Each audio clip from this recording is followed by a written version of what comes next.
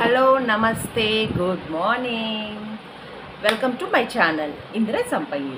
So ఈరోజు వ్లాగ్లో ఏంటి అంటే నేను డైలీ ఫేస్కి ఏ క్రీమ్ వాడతాను. ఖచ్చితంగా మాయిశ్చరైజర్ క్రీమ్ అనేది మనం స్నానం చేసి వచ్చిన తర్వాత ఖచ్చితంగా వాడాలి. ఎందుకంటే మాయిశ్చరైజింగ్ అనేది ఏ కంపెనీలోనైనా సరే ఏ క్రీమ్ అయినా పర్వాలేదు. అంటే మీకు డౌట్ రావచ్చు ఏ క్రీమ్ వాడాలి ఏంటి అని చెప్పేసి. సో ఏ కంపెనీలోనైనా మీకు నచ్చిన ఫేవరెట్ కంపెనీ ఏదైతే ఉంటుందో ఆ కంపెనీలోని మంచి మాయిశ్చరైజర్ అయితే తీసుకోండి. ఎందుకు మాయిశ్చరైజర్ ఎండాకాలం కదా, ఈ సీజన్లో మాయిశ్చరైజర్ అవసరమా అనుకోవచ్చు. ఖచ్చితంగా అవసరం ఉంటుంది.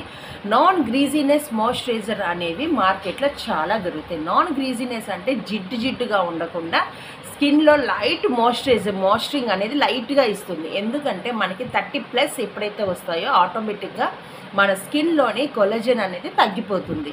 సో దానివల్ల స్కిన్ అనేది డ్రై అయ్యడానికి చాలా ఛాన్సెస్ ఉంటాయి అన్నమాట. మాయిశ్చరైజింగ్ అనేది లెవెల్స్ తగ్గిపోవటం వల్ల